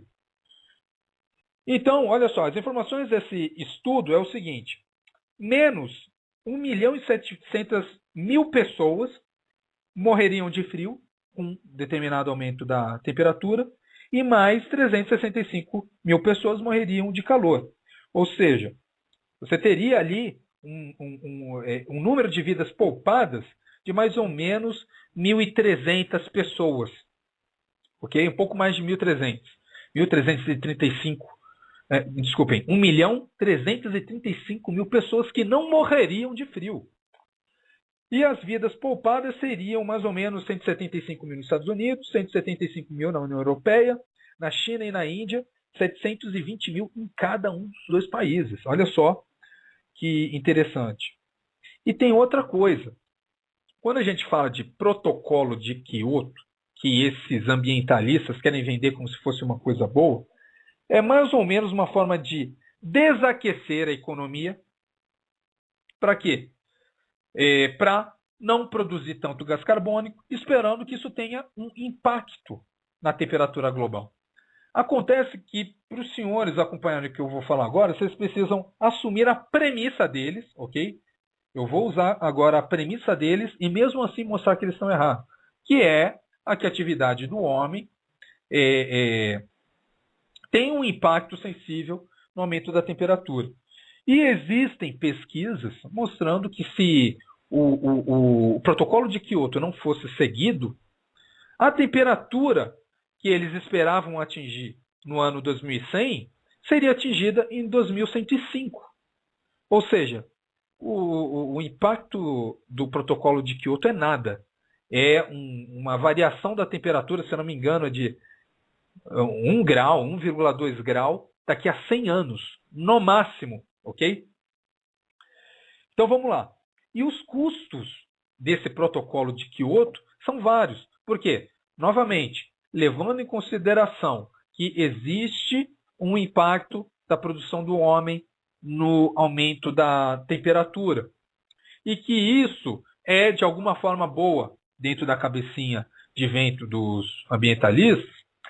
Mesmo fazendo os cálculos dessa forma, você tem que cada dólar investido no protocolo de Kyoto, para que os países deixem de produzir gás carbônico em 20%, coisa e tal, você vai ter um retorno muito pequeno. Se não me engano, varia de um retorno negativo para um retorno de 1,5 dólares. Mas agora vamos comparar isso com o custo-benefício de aplicar esse dinheiro em problemas que os seres humanos realmente têm. Por exemplo, o custo-benefício de investir $1 na... Assim, eu vi aqui qual é o retorno, o custo-benefício de investir $1 no protocolo de Kyoto. É 40 centavos de dólar, não é nem $1. É 40 centavos de dólar. Então, se os senhores estão colocando lá $1 no protocolo de Kyoto, ok? Os senhores têm um retorno de $0,4, mas com uma temperatura de 0,01 graus Celsius menor, ou seja, não é nada. Agora, se os senhores investem $1 aliás, eu vou falar em... Vamos ver. Se os senhores investem $1 em AIDS, em programas de prevenção da AIDS, o retorno é de $40. E 27 bilhões de dólares salvariam 28 milhões de vidas. Ou seja, é um cenário completamente diferente do retardamento mental do protocolo de Kyoto. Outra informação. Se os senhores investem $1 em programas de combate à fome, o retorno seria de $30 por dólar. Ou seja, não é um retorno negativo de 0,40 centavos. É um retorno de $30. E se os senhores investirem 12 bilhões de dólares em programas de combate à fome, os senhores estariam salvando 2 milhões de vidas por ano. Se os senhores cortassem subsídios, ok? É aquele negócio que nós, ambientalistas, acabei de nos ofender, nós, verdadeiros promotores do livre mercado, verdadeiros libertários, defendemos, que é reduzir subsídio, deixar que a economia funcione de uma forma mais autônoma. Cada dólar que os senhores não investem em subsídio tem um retorno positivo de $15. Por quê? Isso daí diminui o preço de comida, as pessoas consomem mais, são mais produtivas, tem uma série de impactos secundários. Se os senhores investem $1 em programas de prevenção da malária, o retorno é de $10. E investindo 13 bilhões de dólares em programas de prevenção à malária, cortaria a incidência à metade e reduziria a morte de crianças com malária em 72%. Então essas são as primeiras informações que eu quero passar para os senhores antes de falar da parte mais política. Outras informações. Lembrem-se, o gás carbônico é um amigo, ok? Os senhores que fizeram vestibular sabem que o que tem no ar. É um meme que nós usamos para decorar o que tem no ar. Que é no ar, gás carbônico. Por quê? No, N, nitrogênio, que tem 79% de nitrogênio. O, de no, né? O, de oxigênio, que é 21% de oxigênio. Ar, argônio, que tem ali uma fração bem pequena. E gás carbônico, que é 0,38%. Ou seja, o nível de gás carbônico que tem no ar é desprezível. Mas continuando. Conforme registros em núcleos de geleira, ao final de cada uma das 3 últimas eras glaciais, as temperaturas atmosféricas cresceram de 400 a 1000 anos antes de haver um aumento no gás carbônico. Ou seja, primeiro tem o aumento da temperatura, depois tem o aumento do gás carbônico. E não é o contrário que acontece. Isso pelo menos pela experiência. Ok?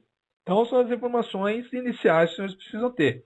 Outra, nos últimos 150 anos, o gás carbônico aumentou 33%, ou seja, algo em torno de 0,1%.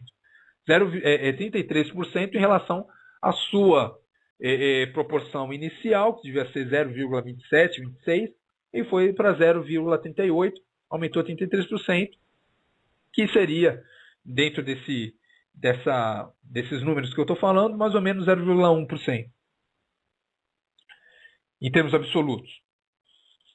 Mas, no Eoceno, esse volume de gás carbônico no ar era 6 vezes maior que hoje. O Eoceno era parte, deixa eu ver, 50 milhões de anos atrás, já fazia parte do Paleogeno, né?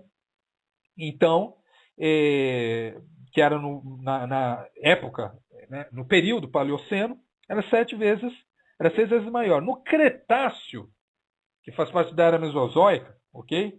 Era 7 vezes maior que hoje. E no Carbonífero, ok? Era que foi há 340 milhões de anos atrás, se eu não me engano, foi de 360 a 300 milhões de anos atrás, todo o Carbonífero.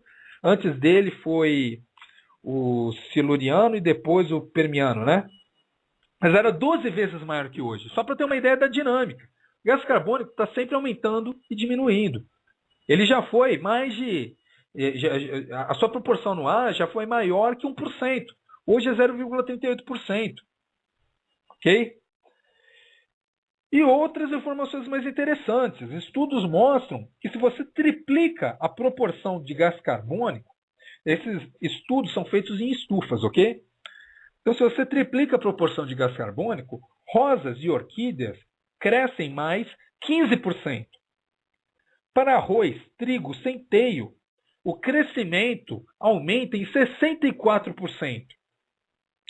Para batata e batata doce, elas crescem 75% a mais. E o feijão e soja crescem cerca de 46%. Isso conforme pesquisas de uma universidade em Michigan, ok? A Michigan State University. E conforme pesquisas dessa mesma universidade, a maturidade de algumas árvores é alcançada em meses e não em anos, quando a oferta do gás carbônico triplica. Então, o gás carbônico não faz mal para a natureza, que fique claro. É claro que se a gente tivesse a mesma proporção de gás carbônico, de nitrogênio, se a proporção de gás carbônico fosse a mesma proporção de nitrogênio, ou seja, 79%, isso daí seria assim prejudicial. Mas a experiência mostra que mesmo em épocas de intensa atividade vulcânica, isso não acontece. Por quê? Porque a flora recicla isso muito bem. Agora vamos falar da parte política. Os senhores conhecem o Clube de Roma? O que foi o Clube de Roma? Foi um clube de países desenvolvidos, e não só de países desenvolvidos, mas principalmente de produtores específicos em países desenvolvidos que queriam seguir uma agenda de intervenção estatal na economia. Para quê? Para defender os seus próprios interesses. Foi fundado por Aurélio Peccei, que era um italiano, e Alexander King, se eu não me engano, era um inglês. E nos documentos desse Clube de Roma, e eles não escondem isso, o que eu estou falando está na internet. Vai lá, clubofrome.org. Os senhores vão ver que tudo isso é uma agenda declarada do Clube de Roma. Eles falam o seguinte: eles têm 4 premissas. 1. O planeta está ficando perigosamente superpovoado. 2. Os recursos estão se esgotando rapidamente. 3. O crescimento econômico é um problema e não a solução. 4. Ações urgentes devem ser tomadas. Todos esses 4 itens os senhores vão conseguir identificar em cada política da agenda ambientalista. Ok? Vamos pegar, por exemplo, a questão das sacolas plásticas. O planeta está ficando perigosamente superpovoado, ou seja, com mais pessoas consumindo sacolas plásticas, é muito lixo e as pessoas não vão conseguir lidar com tanto lixo. 2. Os recursos estão se esgotando rapidamente. Com mais pessoas consumindo sacolas plásticas, não vai ter matéria-prima para produzir sacolas plásticas. Isso daí é premissa deles, eu não acredito nessas coisas. 3. O crescimento econômico é um problema, não a solução. Ou seja, quanto mais as pessoas crescerem e comprarem, vai ser ruim, porque as pessoas vão usar mais sacolas plásticas. Isso daí vai gerar mais lixo, mais dificuldade para limpar o lixo. Eles são preguiçosos, eles não gostam de trabalhar, não gostam que os lixeiros vão lá, tenham o seu trabalho de pegar o lixo e levar para um centro de armazenamento de lixo. E 4, ações urgentes devem ser tomadas, que eu acho que é o mais perigoso. Por quê? Porque nós vimos em São Paulo que toda a população, ok? Toda a população, eu até diria 80% da população, não concorda com o fim das sacolas plásticas. Ainda assim, políticos vagabundos financiados por ONGs, cujos recursos vêm de outros países, eles conseguiram meter isso na agenda da política de São Paulo. não só de São Paulo, de outras cidades também. E, de repente, os paulistas estão sendo conduzidos e governados por pessoas que não os representam, mas que ganham dinheiro de vagabundos de fora e de dentro também. Ok?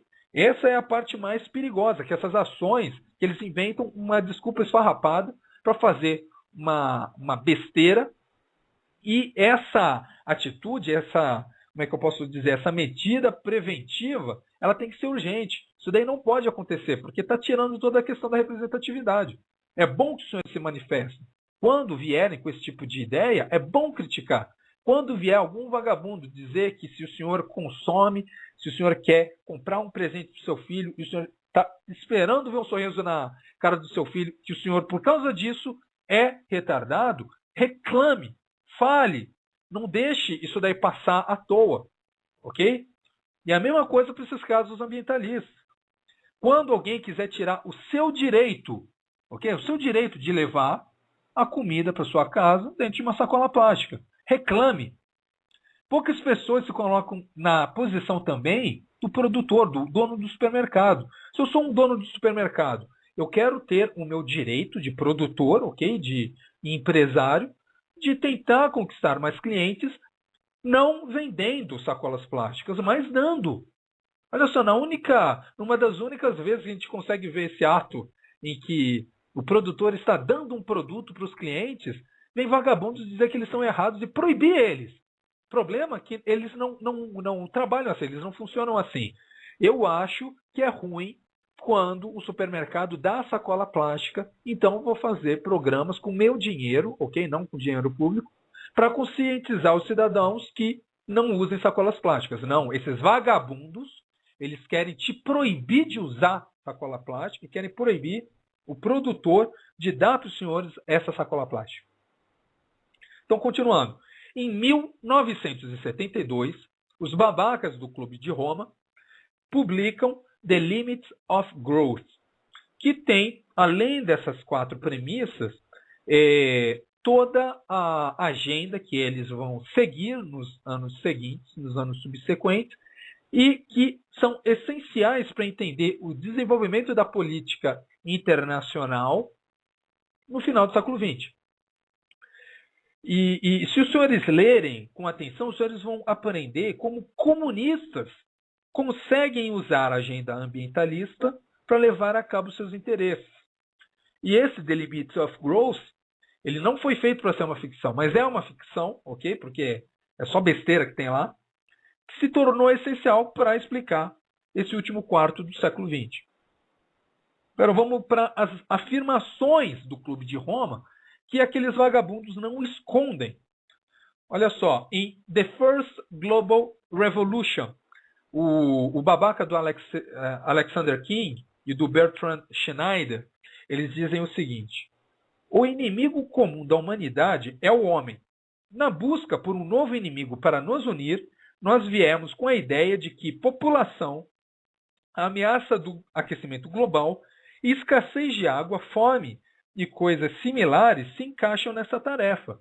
Todos esses perigos são causados pela intervenção humana e é apenas através da mudança de atitude e comportamento que eles serão superados. Ou seja, eles não têm nenhum receio de deixar isso claro para os senhores, ok? Eles estão usando essa questão do ambientalismo, a questão da escassez de água.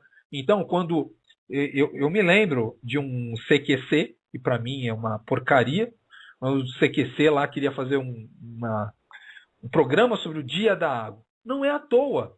Não é à toa que os donos do CQC determinam que os escravinhos dele, naquele programa, façam um programa sobre o Dia da Água. E não é à toa que eles não reclamam, porque se eles reclamarem, eles perdem o emprego.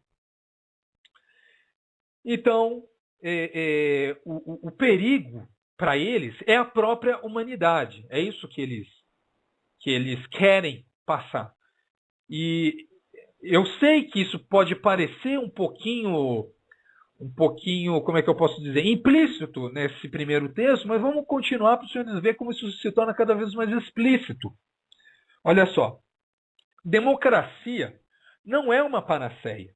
Ela não pode organizar tudo e ela não está consciente de seus próprios limites. Esses fatos devem ser encarados imediatamente. Mesmo parecendo um sacrilégio, a democracia não é mais adequada para as tarefas a serem enfrentadas.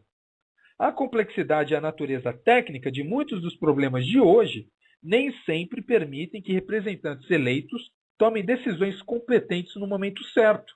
Por que eles escrevem isso?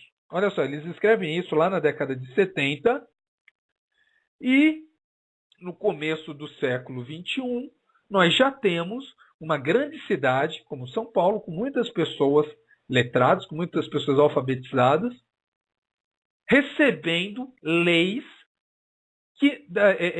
nas quais elas não se manifestaram.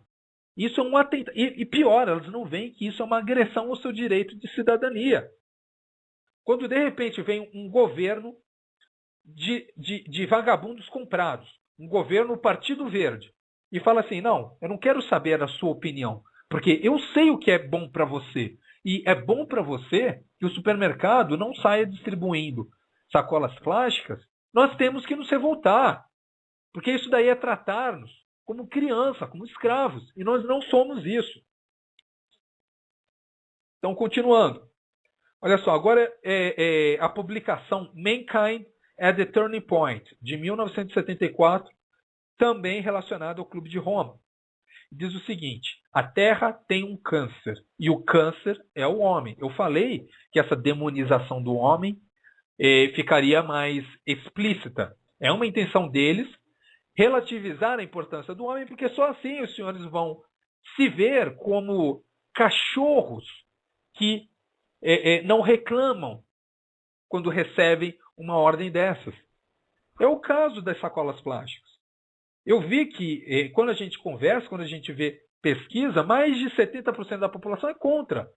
As pessoas se revoltaram contra essa porcaria, contra esse atentado aos nossos direitos.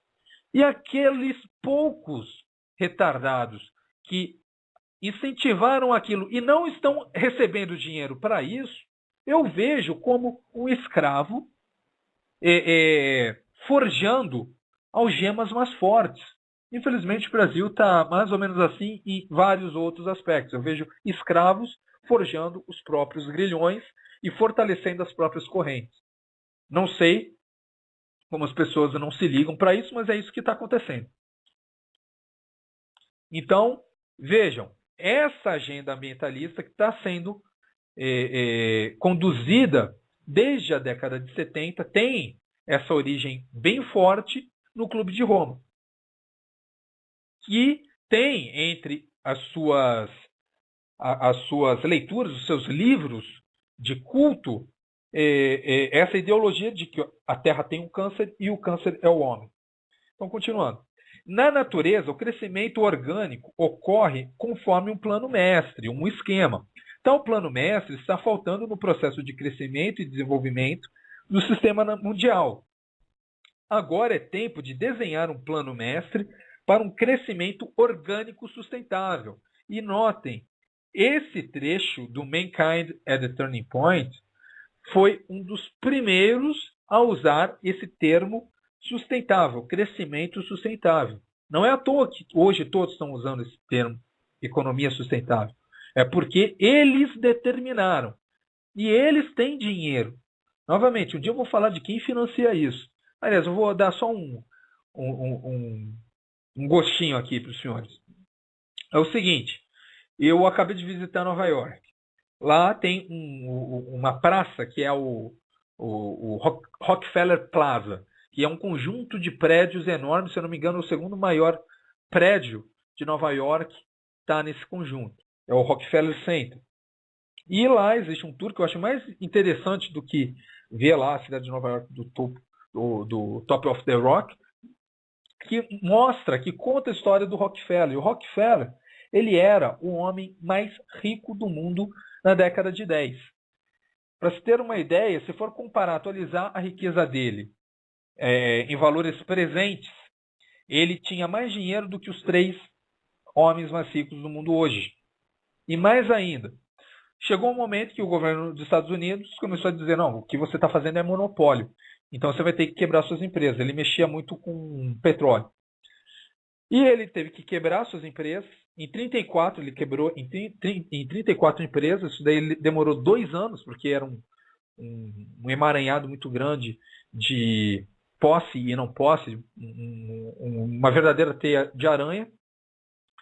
E ele ficou com só 2 empresas. E mesmo assim, ele era o homem mais rico do mundo.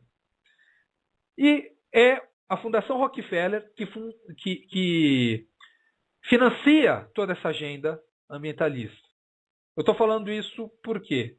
Para os senhores terem consciência de quando os senhores veem, por exemplo, o Lula, milionário, o Cavendish, lá, o dono da Delta, milionário, tendo várias casas, vários carros com o nosso dinheiro, e vários outros vagabundos que ganham dinheiro mantendo o sistema escravocrata no Brasil, eles não são nada. Eu estou falando isso porque eu acho que eles pensam que são alguma coisa, e muitas pessoas que estão abaixo deles pensam que eles não são, que eles são alguma coisa. Mas tenham essa consciência, eles não são nada. Eles são peões desses agentes muito mais ricos e muito mais poderosos.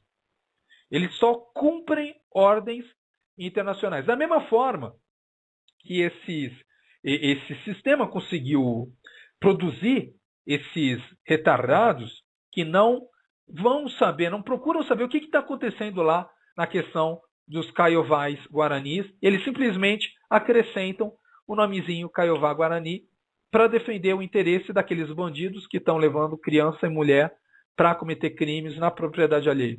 Da mesma forma que eles conseguiram fazer isso, eles também conseguiram criar em países como o nosso, ok? Essa elite de ladrões que funcionam conforme os interesses não nossos, com os interesses de fora. E mais uma vez, não é à toa que a Belo Monte está mais de 20 anos para ser construída e não é construída.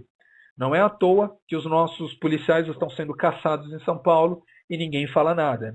A mídia não fala nada, ok? Fala levemente, mas não dá a devida importância para o que está acontecendo em São Paulo. Não é à toa que leis imbecis como para proibir a sacolinha, elas passam e elas chegam a um ponto sem que ninguém faça uma resistência, em que ninguém veja que isso é um atentado à cidadania, de uma forma que é difícil entender, sem levar em consideração que as pessoas já são massa, que as pessoas já estão, como é que eu posso dizer, já estão esperando a próxima ordem. Elas não estão querendo se governar, elas estão querendo ser governadas. Ok? Então, continuando. O Maurice Strong, que quando era secretário-geral da ONU, na Conferência para o Meio Ambiente e Desenvolvimento, em 1991, ele emitiu um relatório dizendo o seguinte: os estilos de vida correntes e padrões de consumo crescente da crescente classe média, envolvendo alto consumo de carne, uso de combustíveis fósseis, ar-condicionado no trabalho e em casa e habitações suburbanas, não são sustentáveis. Olha só, mais uma vez, como é que eu posso dizer? A antropologia, não. A paleontologia do termo sustentável. Em 91, Maurice Strong usou essa palavra para considerar que o nosso estilo de vida não é sustentável. Uma mudança é necessária e irá requerer um vasto fortalecimento do sistema multilateral, incluindo a ONU. Por que eu dei uma força maior nesse finalzinho? Os senhores se lembram, quando eu comentei o segundo e o primeiro PNDH do Fernando Henrique?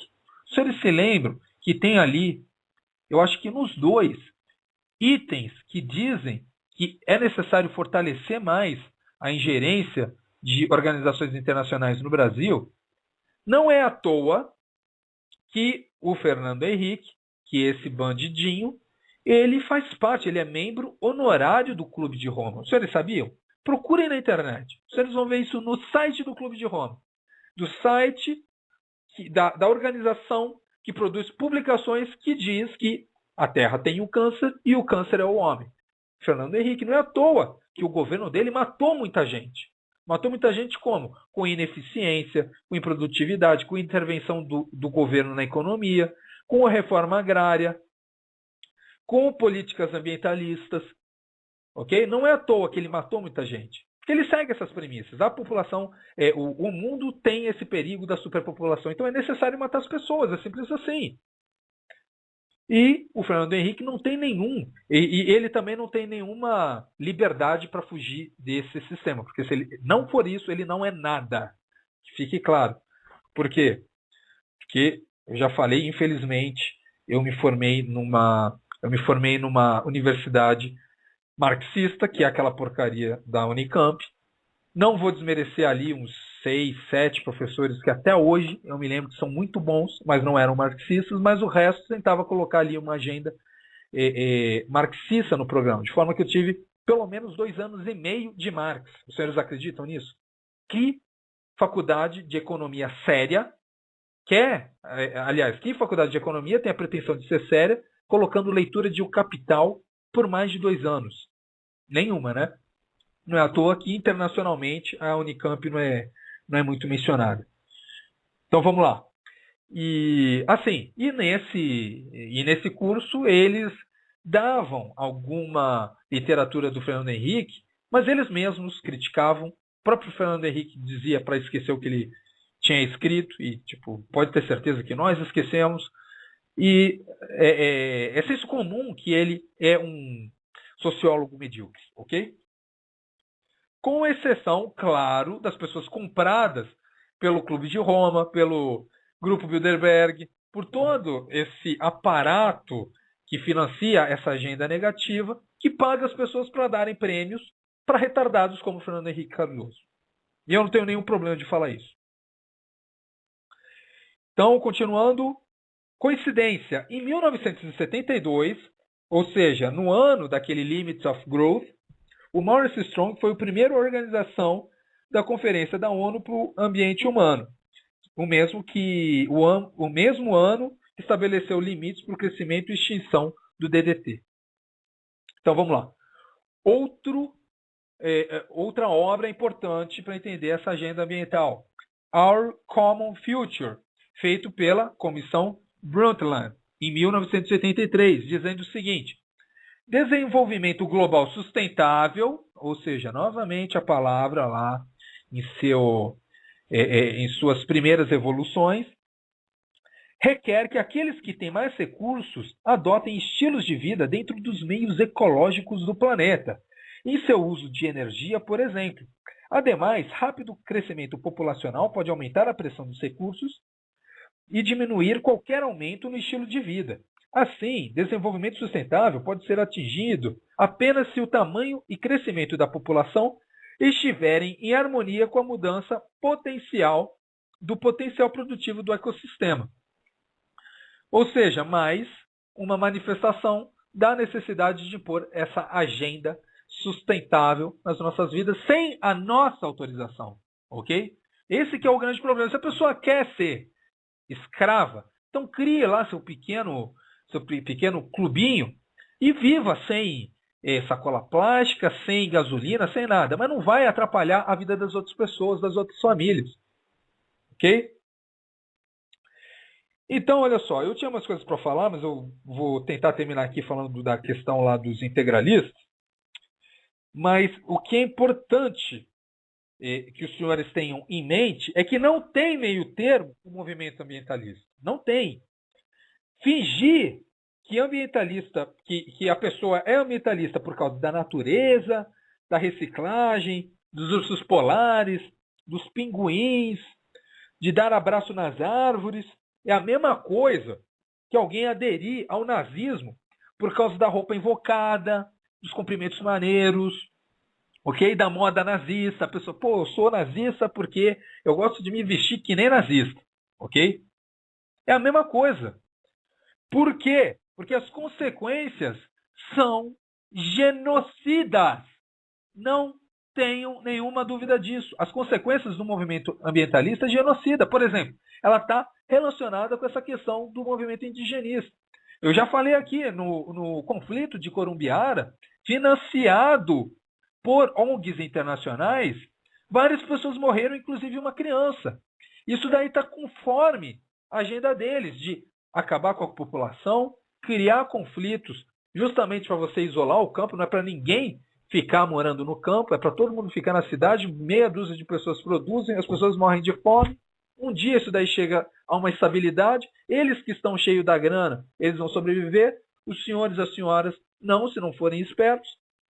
Enfim, é isso que vai acontecer se essa agenda ambientalista for levada às últimas consequências.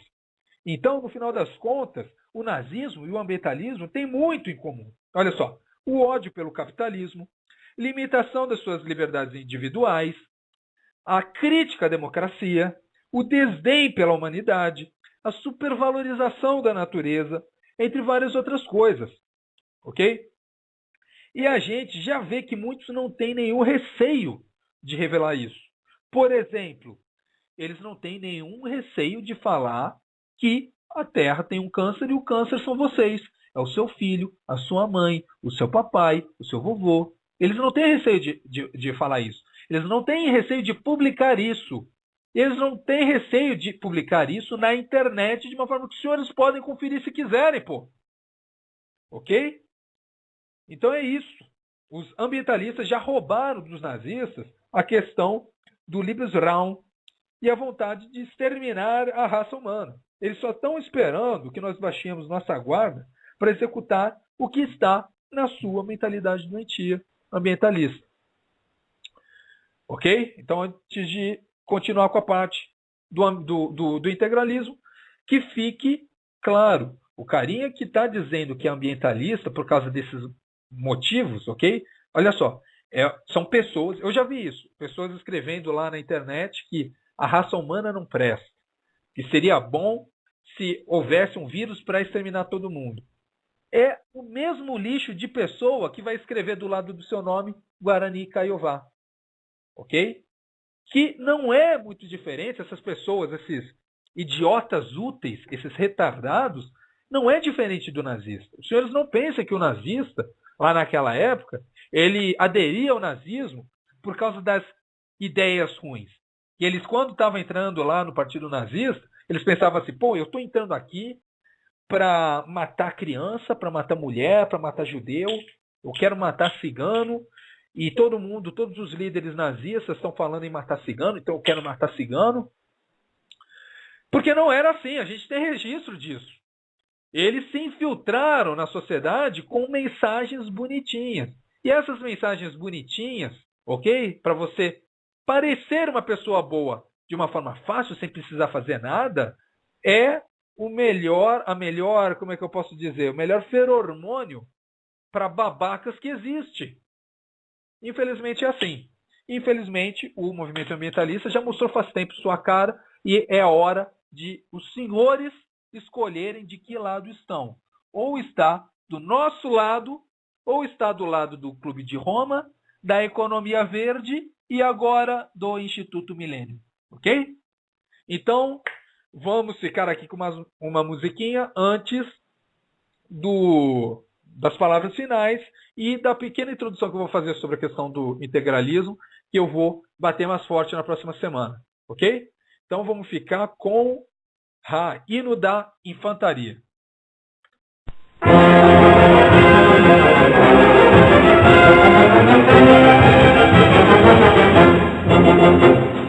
Nós somos esses infantes, cujos peitos amantes nunca tem me lutar. Vivemos, morremos, para o Brasil nos consagrar. Nós, feitos nunca vencidos, de valor despedidos, no fragor da disputa. Mostremos que em nossa pátria temos valor imenso, no intenso da luta. É da nossa infantaria, das armas da rainha, eu te daria a vida minha. E agora prometida nos campos de batalha, tá contigo, eu te inimigo, pelo fogo da metralha. É na terra majestade das linhas combatentes, essa entidade dos mais valentes, no toque da vitória.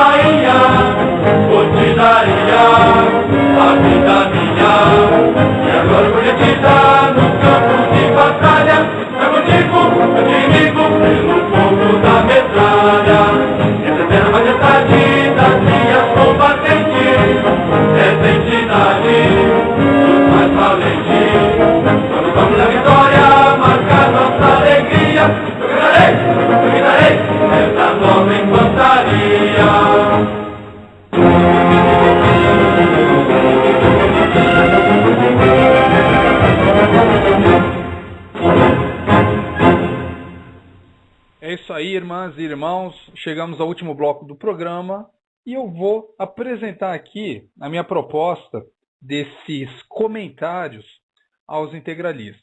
Eu quero deixar bem claro que nós não somos integralistas. Inclusive, eu achei muito suspeito, em primeiro lugar, todos sabem que eu achei muito suspeita essa atuação, essa iniciativa Arena, e eu procurei informações sobre os líderes desse movimento, todos eles relacionados com o Partido Comunista, posando em fotos como bons amigos com vagabundos da laia de Tarso Genro, ex-terroristas, essas porcarias, dando gostei em vagabundos como o subcomandante Marcos, que era um comandante terrorista lá do Exército Zapatista, enfim. Esse pessoal que está liderando a iniciativa Arena, 2 vezes se manifestaram em mídias de tamanho até grande, ok? Eu acho que uma foi a Veja, a outra não estou me lembrando.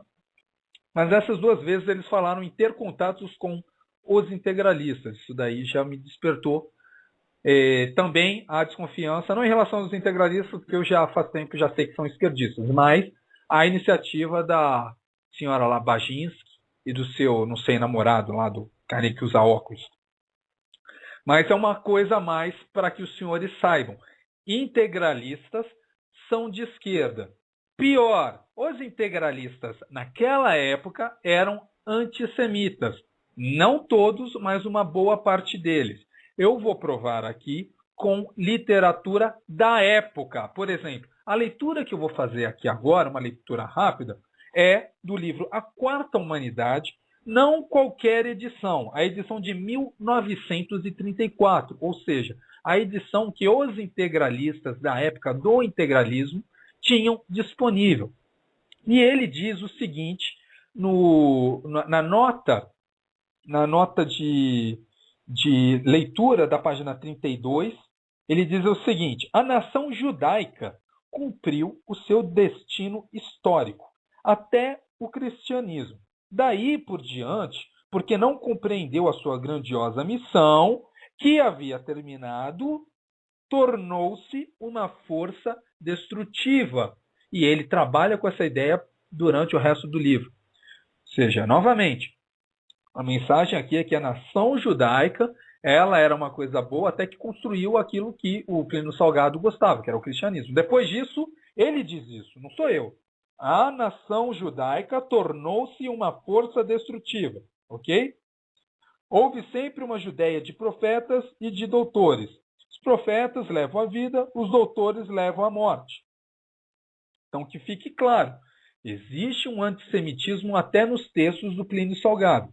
Continuando, na elaboração da humanidade monoteísta, há o germe do materialismo, que mais tarde vai se aninhar no grupo sectário dos saduceus, cuja recusa aceitação dos espíritos, anjos, arcanjos irá ser repetida mais de 20 séculos depois pelo racionalismo filosófico e pelo experimentalismo científico, em que influíram tanto os intelectuais da raça hebreia. Ou seja, por que ele não falou das outras etnias? Por que ele não falou que as outras etnias, que havia também, não sei, ingleses, americanos, franceses, contribuindo para essas novas ideias que ele não gostava? Ele teve que destacar a raça hebreia. Ele fala aqui, raça hebreia, ok?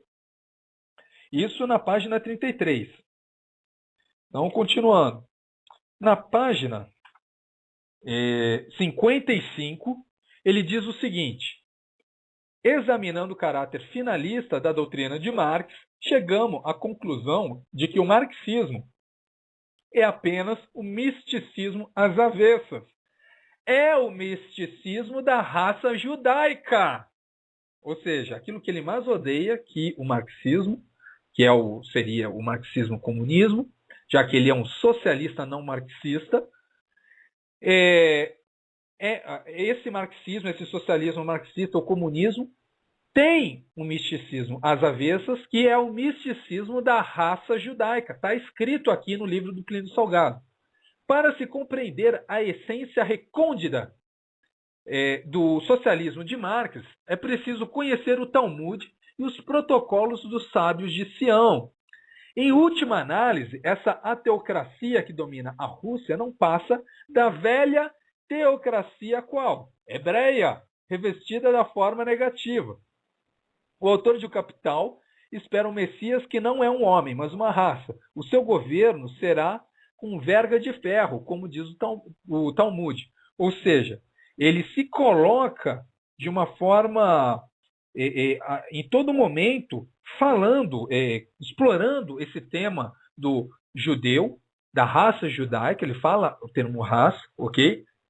Como um fator destrutivo e como um fator que levou ao surgimento dessas porcarias que são o comunismo, o socialismo, o marxismo.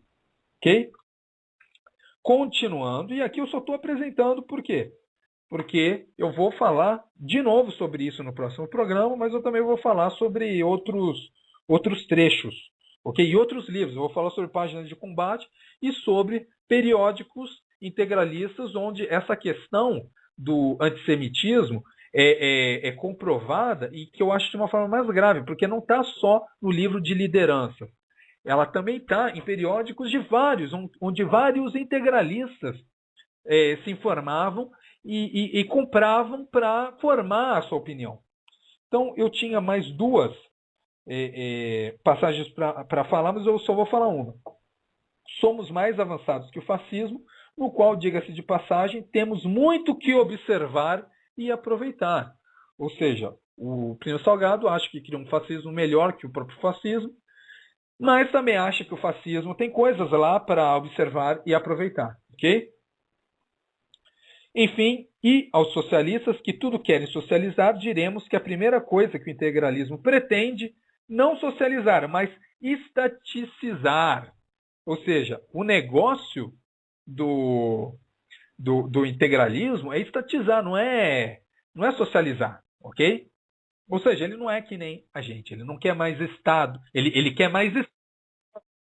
Nós queremos menos Estado na nossa vida. Nós queremos ser governo, nós não queremos o governo forte, ok? Então é isso, irmãs e irmãos. Essa foi uma introdução à questão do integralismo que eu vou apresentar semana que vem. Eu vou fazer esses 2 programas na semana que vem. Não sei se vai ser na terça e na quinta ou na quinta e no fim de semana. Mas podem deixar que isso daí vai ser feito. Muito obrigado pela audiência de todos.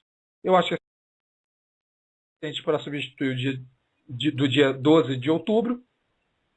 E é isso aí. Tenha um bom início de semana. Descansar à vontade, liberdade de ação. Ok? Então, um abraço.